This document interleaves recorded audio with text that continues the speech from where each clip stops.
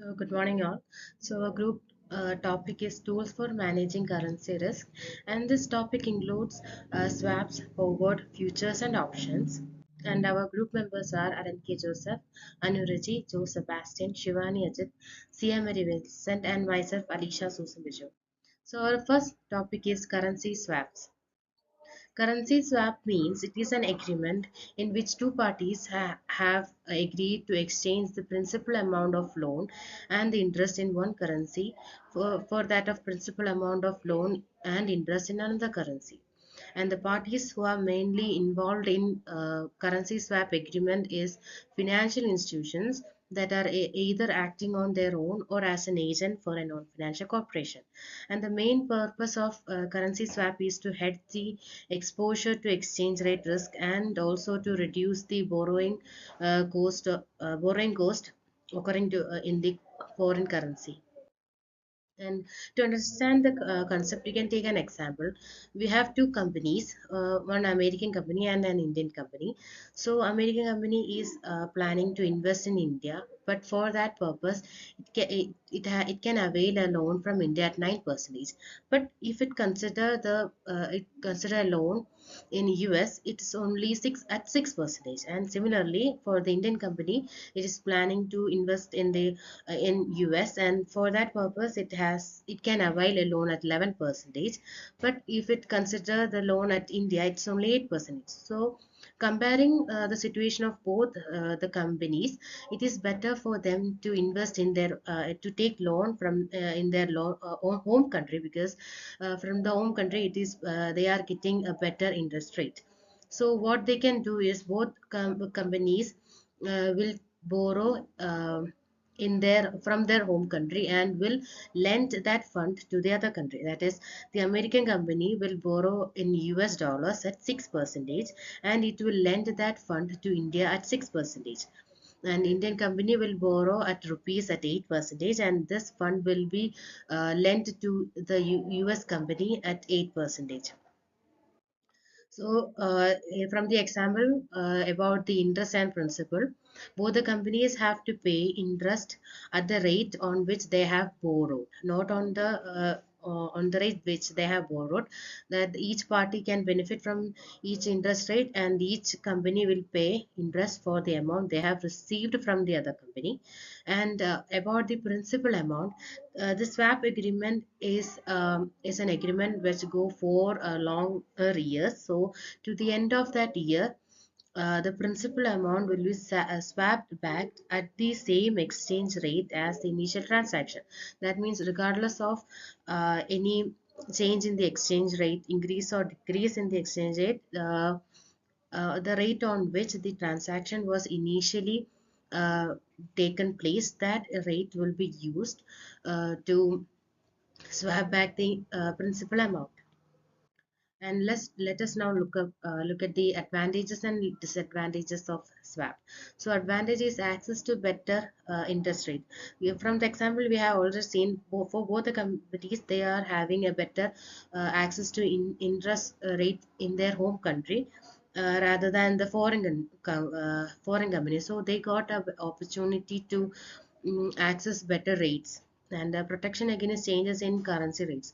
So, in the example, it's already discussed that the principal amount is swapped back on the currency rate, which is on the date of the initial transaction. So, any changes in currency is not affected. That means you can say that they are protected against the currency rate changes. The improved loan access. So, swaps help the company to have more loan access opportunities and flexibility in financing. As there is an improved loan access, the financing becomes more flexible. And about disadvantages, it is very complex procedure, as two currencies are involved, and two current countries legal procedures and rules are involved, so it is a complex process. And yeah, next one is credit risk. There is higher credit risk. So if the other company is not paying or not willing to pay back the interest, the risk increases. And the next one is operational cost increases. As currency swap includes parties from the two different countries. It includes operational costs such as consulting and other legal formalities. So all this adds to the operational costs. Good morning, friends. I will be continuing with currency forwards. So, moving to currency forwards, uh, it is a contract between the two parties where these parties involved in a contract and they are agreed that the currencies will be exchanged or the contract will be settled on a agreed rate in future date. So, this is what forward contracts. And coming to the usage of forwards, hedging this business personas use these contracts to protect it against the currency movement. For example, if two persons came into a contract and they agree that they will exchange the currency on a future date, they will exchange the currency on their set date at the predetermined price. So any advantages arising out of this currency movement, uh, both the party will not be affected by this. Then speculations. Traders can speculate the future business movement by setting the predetermined price. Then arbitrage. Participate exploit price difference between the forward and contract rate risk to maximize the profit. Then types of forward contracts. Outright forward. It is a simple forward contracts where the parties will exchange currencies on the predetermined rate on a predetermined period. Then flexible forwards are there is a range of dates so that the customer will be settling the currency on the given range. Then non-deliverable forwards. This is that difference between the agreed rate and the actual spot rate on the settlement date will be settled in cash without the physical exchange of currency. So this is the three methods of uh, types of. So we have seen the uses and types of forward contracts and how the forward contracts works, and now we can move to the advantages and disadvantages of forward contracts first. The advantages, the major advantage is risk management, and forward contracts provide the certainty about the future cash flows by looking in exchange rates. For example, if a business knows it will need to purchase goods from a foreign supplier in 6 months, it can use a forward contract to secure the exchange rate today, ensuring it will ensure the cost will not rise due to currency exchanges. Still allows businesses to eliminate the risk of unexpected exchange rate movement. And the second advantage is customization. Businesses can easily customize the contracts to meet their specific needs, such as amount, duration, and settlement date. It also uh, helps the businesses, and uh, it makes the contract more flexible. And the next advantage is no initial payment. There is forward contracts usually do not require an upfront payment, aiding in cash flow management. This will also allows businesses to allocate their funds elsewhere without worrying about taking up the resources for this contract. And the next advantage is flexibility. The forward contracts allows businesses to budget and plan more effectively by securing future costs or revenues in foreign currency. This flexibility will help the businesses to plan and budget more effectively because they know exactly what their future expenses or revenues, because they are locking the contracts in a specific price. So these all are the advantages of forward contracts. Now we can move to the disadvantages of the forward contracts. So the major disadvantages of forward contract is the counterparty risk. It is a risk that the other party may make default on the contract. Since forward contracts are not traded on a formal exchange, and it has no central clearinghouse or any guarantees for the performance. So if one party defaults, the other party may face some losses. And the next disadvantage is the opportunity cost. If the market moves favorably after the rate is locked in the forward contracts, the potential gains are missed by the firm. So this opportunity cost may discourage some businesses from using forward contracts in high volatile markets because as the market is highly volatile, the opportunity cost may be missed by the firms. So they are discouraged from entering in forward contracts. And the next disadvantage is the liquidity issues. Forward contracts are less liquid compared to the standardized future contracts, which are traded in the markets. So this will make some trouble to the firms as they can't exit the contract here, forward contracts earlier, transfer this forward contract to the another party. So as a result, the forward contracts may sometimes tie up the resources for some extended periods of the firm. This is also another disadvantage of forward contracts. And the last disadvantage is the market volatility. Sometimes the unpredictable market conditions can lead to financial impacts despite hedging. As the forward contracts can protect against the unfavorable market conditions, it will also lock the businesses into the unfavorable rates if conditions improve unexpectedly. If sometimes if we are predicting a loss, but if the there is a higher profit is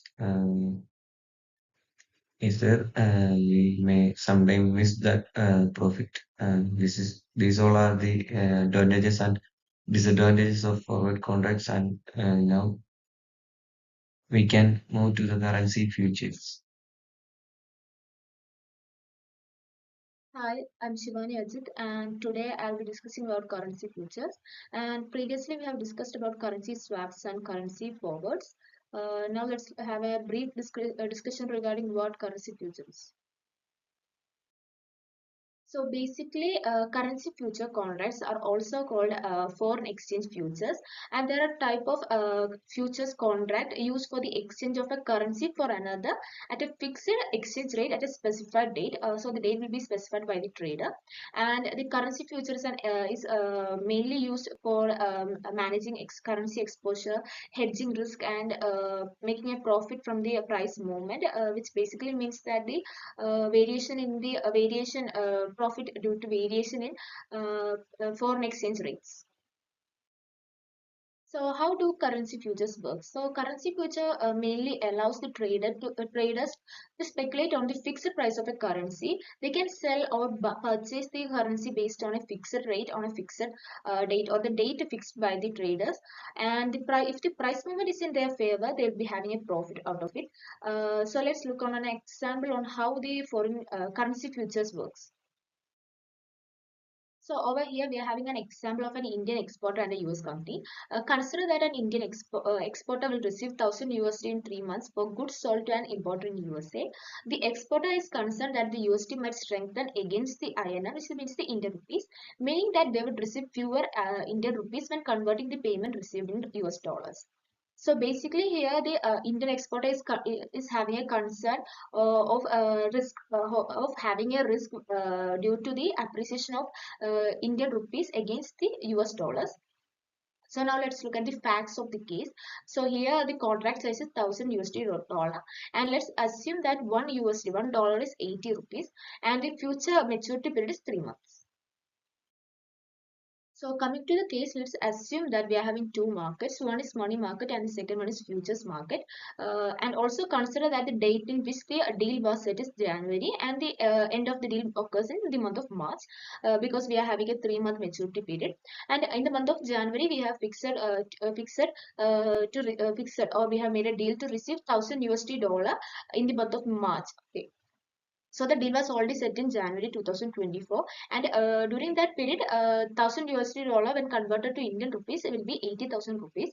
And when coming to the month of March, if the Indian rupees appreciates against the USD, which means that one USD dollar will be 75 rupees, and which will cause a loss of 50,000 rupees, because primarily initially we were supposed to receive 80,000 rupees when converting the 1000 USD dollar, but if the Indian rupees appreciates against the USD, we will be having a loss of 50,000 rupees. And the same case occurs when the Indian rupees depreciates against the USD. This means that 1 USD is equal to 85. Consider that 1 USD is 85 rupees. Then at the end of the transaction, we will be receiving 85,000 rupees when converting the 1000 USD dollar, which means that we will be having a gain of 50,000 rupees.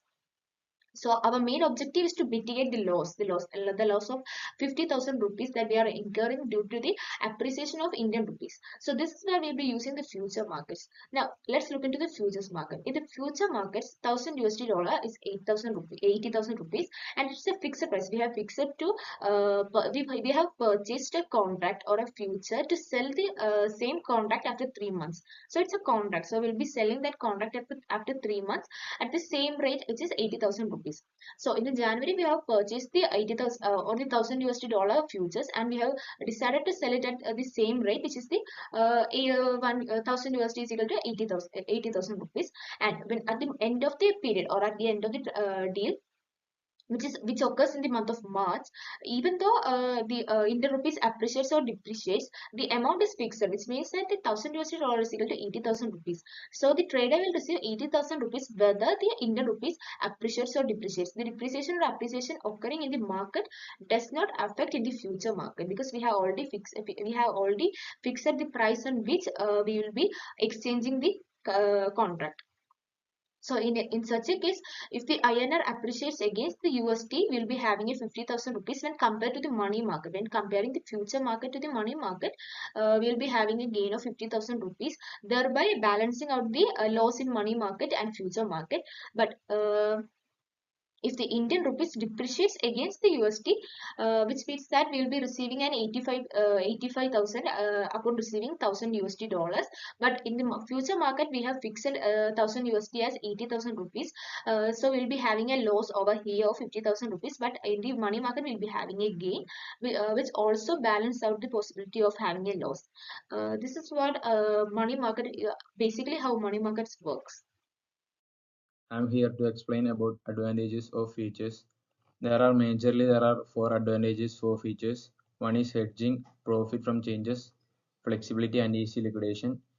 Hedging is a strategy used by traders for avoiding risk happens in market. And next one is profit from changes in values of currencies. Third one is flexibility. Flexibility means there is a easy and flexible for doing trades using liquid futures. And last one is ease of liquidation. Liquidation is kind of selling of our futures options in exchange of money, and it is also one of the major advantages of futures. Next one is disadvantages of futures. Disadvantages, there are majorly four disadvantages. First one is limited number of currencies. There is a limitation for currencies in futures. Second one is rigid contract size. Rigid contract size means there is a fixed contract size for doing futures. Third one is there is an expiration date, fixed period of selling and buying of futures. And last one is those traders who have no enough knowledge about doing futures and options, there will be a huge amount of loss will be happen for their trade. And these are advantages and disadvantages of futures. So our next topic is currency options. So currency option, it is a contract that gives the buyer the right but not the obligation to buy or sell a certain currency at a specified exchange rate on or before a specified date. So here are two parties, buyer and the seller. The buyer can buy if he chooses to buy, and the buyer can sell if he chooses to sell. And the buyer has an option and the price is fixed. The fixed price is called the strike price. Then the seller, if the buyer chooses to buy, then the seller has to sell. If the buyer chooses to sell, then the seller has to buy.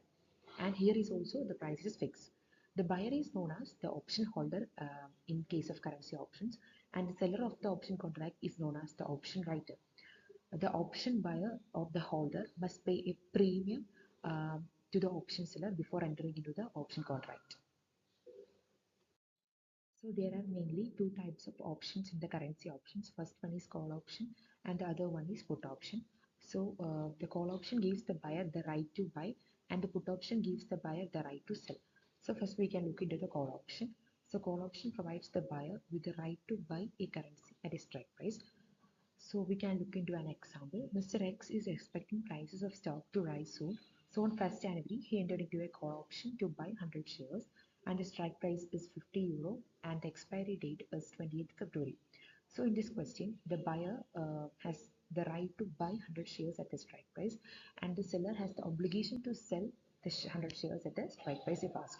So we can look into two examples or two conditions, that is when on the 28th February, what if the price is 75 euro?